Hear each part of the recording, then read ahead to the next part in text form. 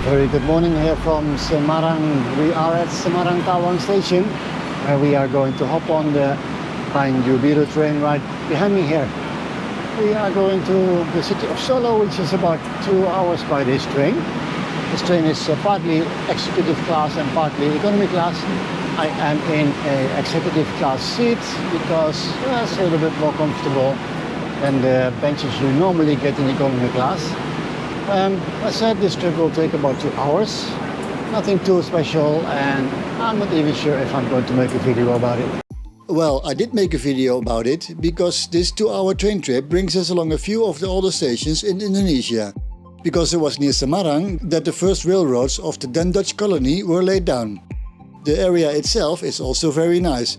Probably not as nice as the mountains between Jakarta and Bandung, but the added value of the views here is that there are numerous villages that still consist of mostly traditional wooden houses, and even the many little mosques still have original Javanese red-tiled roofs. We will stop at a number of stations along the way. Most of them were originally built in the late 1800s and very early 1900s, so let's go.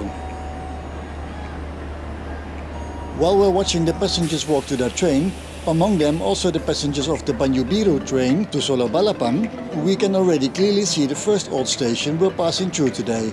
Semarang Tawang station was constructed by the Nederlands-Indische Spoorwegen, or NIS, and opened to the public in June 1914. The NIS was the first train company founded in the Netherlands Indies in 1863, yes, 160 years ago. They were also given a first concession for a rail line between the cities of Semarang and Yogyakarta via Solo, or Surakarta.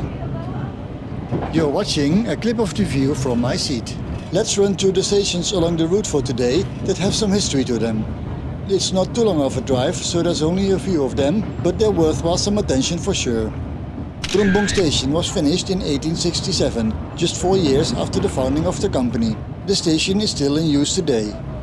It's also still the station where the track split if coming from Semarang. One line runs towards Surabaya, the other towards Solo. It only serves a few trains a day, as there is just a small village here. But because there hasn't been much development here in the area, this station has retained much of its original design until this day. The next station on the line is the very small station of Padas, which basically is just a stop rather than a station. It does have a proper station building dating back to 1869. It also is pretty much original, as the village around it has stayed a village. The further away we get from Semarang, the smaller the village is, and it almost looks like the time has stood still for decades here. When we've walked through all these little stations, I'll also show you how people live in these mostly green villages with wooden houses. Because yes, it's absolutely a thing, and it's much more common than you might think from visiting any city or town. Next up is the station of Karangsono. This small station has an old station building, but it doesn't date back to the Dutch colonial period, as the original building was destroyed by the Indonesians in their fight for independence in the 1940s. Trains only stop here to let other trains pass. Soon after we leave Karangsono station, we will arrive at Gundi station. This is probably one of the nicest stations we pass through today. It also has a rail yard, as it serves as the shunting grounds for trains to Semarang as well as Surabaya. Because there are a number of tracks here, trains can also wait for each other to pass with ease. Gundi station was opened pretty early on in February 1870 and has served trains ever since. Fun fact is that 2 sets of rails arriving here had a different gauge. The one from Surabaya was the narrow gauge 1067mm, where the other one was 1435mm. The station building here looks like a little museum, where old equipment is on permanent display, and even the tiling matches that of Ambarawa station, which is a museum. There was a 3-rail track running from here all the way to Yogyakarta to accommodate trains for both directions. This 3-rail gauge track was broken up by forced labor under the Japanese occupier in 1942. After hanging around at Gundi station to wait for another train to pass us, we continue our trip to the small Salem station, just south from here.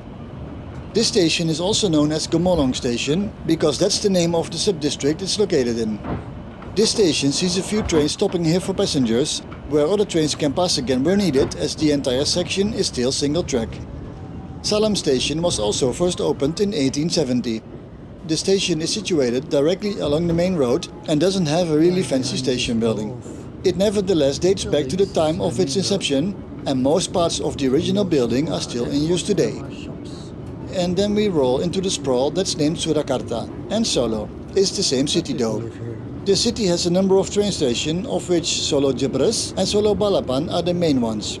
Our train stops at Solo Balapan station, which was opened in 1870 as well, but saw major extensions in 1921. That's the building you see today, although many changes have been made to one of the largest stations in Indonesia.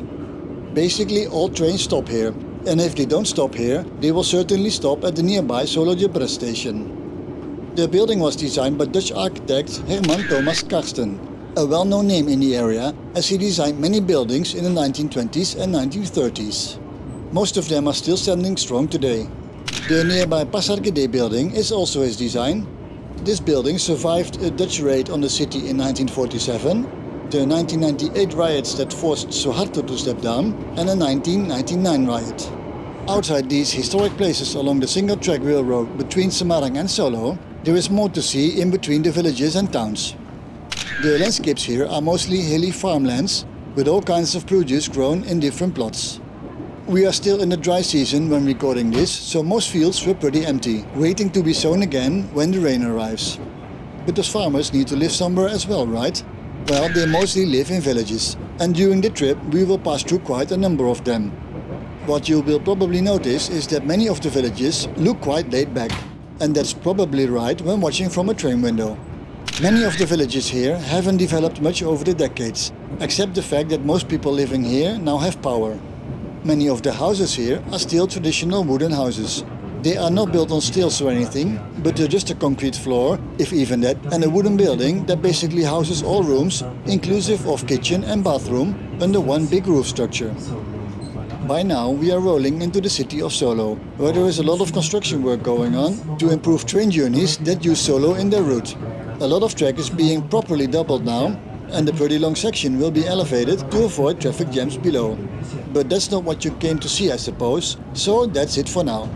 Thank you for watching this slightly different video, but I didn't want to keep it from you. See you next time.